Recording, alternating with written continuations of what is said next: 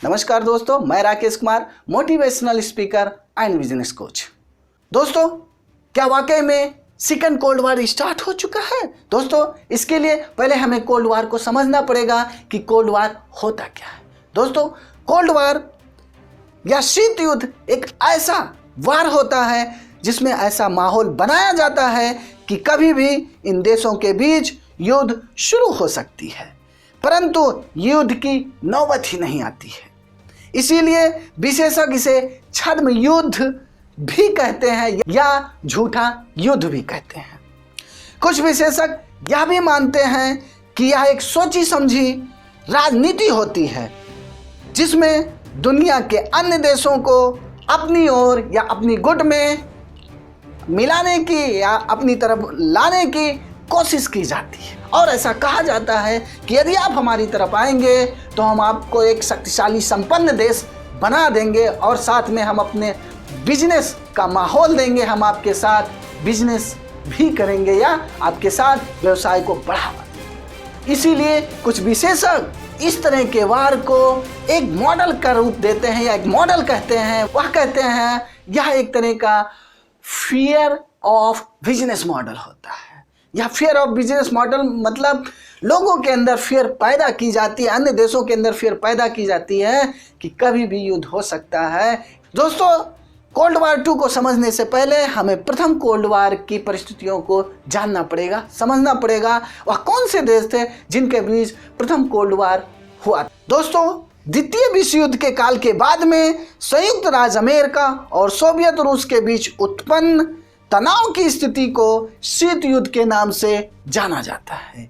वहीं इतिहासकार द्वारा इसे शस्त्र सज्जित शांति का नाम भी दिया जाता है। दोस्तों, द्वितीय विश्व युद्ध के दौरान संयुक्त राज्य अमेरिका, ब्रिटेन और रूस ने कंधे से कंधा मिलाकर धुरी राष्ट्रों यानी कि जर्मनी, इटली और जापान के विरुद्ध संघर्ष किया था। परंतु युद्ध समाप्त होते ही एक और ब्रिटेन और अमेरिका तथा दूसरी तरफ सोवियत संघ में तीव्र मतभेद शुरू हो गए थे। बहुत जल्द ही इन मतभेदों ने तनाव की भयंकर स्थिति उत्पन्न कर दी थी। द्वितीय विश्व युद्ध में सोवियत रूस ने जर्मनी तथा जापान को अमेरिका द्वारा पराजित किया गया, जिससे इन दोनों में शक्ति घमंड भी हो गई थी या शक्ति घमंड उत्पन्न हो गया था, जिसके कारण रूस के नेतृत्व में साम्यवादी और अमेरिका के नेतृत्व में पूंजीवादी देश दो खेमों में बंट गए थे।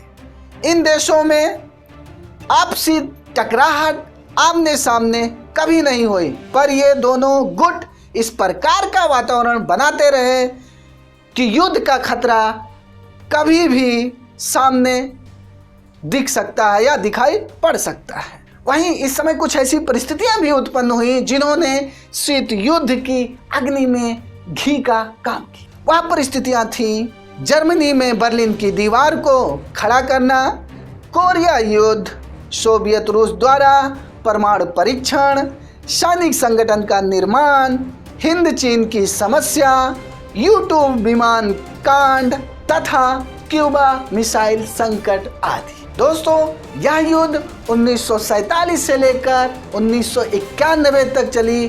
जब सोवियत संघ का विघटन हुआ तो शीत युद्ध भी खत्म हुआ। दोस्तों, सोवियत संघ का विघटन 1991 में हुआ। उसी दौरान शीत युद्ध भी खत्म हो गया और दुनिया में साम्यवाद की विचारधारा कमजोर पड़ गई और पूंजीवाद उभर कर सामने आया। दोस्तों, इस वार में दो देशों को सबसे ज्यादा लाभ हुआ। पहला अमेरिका, दूसरा रसिया। ये दोनों इतने शक्तिशाली हो गए कि आज भी देख सकते हैं दुनिया में दो ही सबसे शक्तिशाली संपन्न देश हैं, पहला अमेरिका, दूसरा रसिया।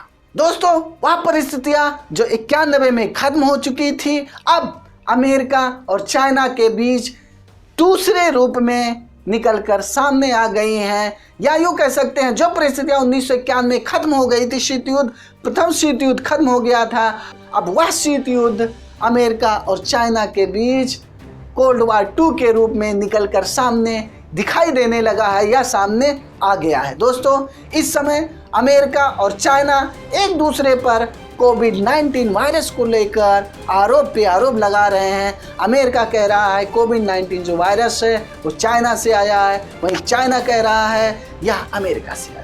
इसी वजह से इस समय इन दोनों देशों में आपसी टकराव या यूँ कह सकते हैं कि बातचीत की जो वार है, या कह सकते हैं आपसी जो मनमुटाव है जो कोल्ड वार में देखा गया था, वही स्थिति फिर से हमारे सामने निकल कर आ रही है। इस समय अमेरिका और चाइना दोनों एक दूसरे पर आरोप प्रत्यारोप लगाने में लगे हुए हैं, जिससे इन दोनों देशों ने अपनी सैन्य शक्तियों का परीक्षण करना प्रारंभ कर दिया है। यहाँ तक कि इन देशों ने फिर से अपनी सैन्य मिलिट्री को प्रैक्टिस या कह सकते हैं अभ्यास में लगा दिया है। दुनिया तो यह कह रही है कहीं ऐसी परिस्थिति ना हो जाए कि तृतीय विश्व युद्ध ना हो जाए, छिड़ जाए।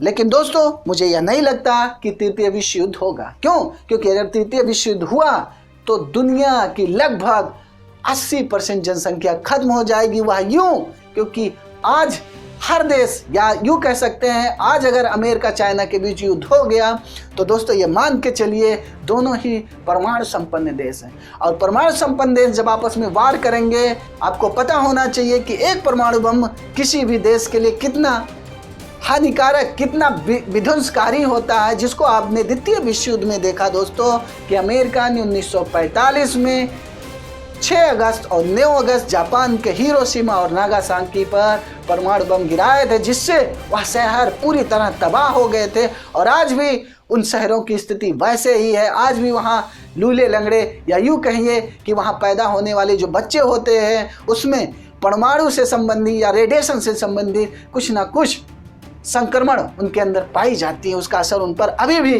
दिखाई देता है, जो लगभग 70 से 80 साल हो चुके हैं। उसके बाद भी वहाँ वो परिस्थिति दिख रही।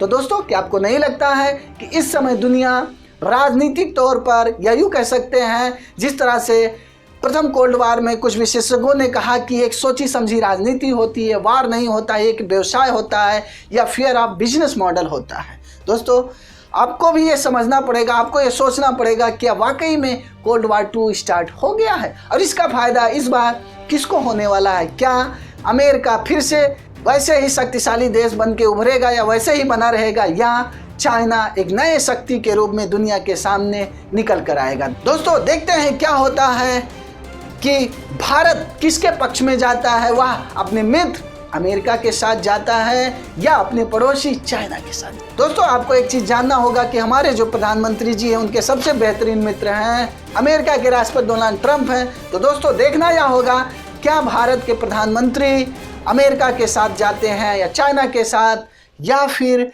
वह जो 1961 में पंडित जवाहरलाल नेहरू ने गुट निरपेक्ष आंदोलन को प्रारंभ किया था उस धारा में या उस पक्ष में ही वो रहेंगे। दोस्तों देखते हैं वह कौन सी परिस्थितियां होती हैं, वह क्या परिस्थितियां आती हैं, भारत किधर जाता है, क्या वह पंडित जवाहरलाल नेहरू के ही रास्ते पर जाएगा या अमेरिका की तरफ जाएगा या अपने पड़ोसी देश चाइना की तरफ जाएगा। दोस्तों उम्मीद करता हूं जानकारी अच्छी लगी होगी। जानकारी अच्छी लगी हो तो वीडियो को लाइक और शेयर करना बिल्कुल मत भूलिएगा। और हाँ, यदि आप हमारे चैनल पर पहली बार आए हैं तो चैनल को सब्सक्राइब करना बिल्कुल मत भूलिएगा।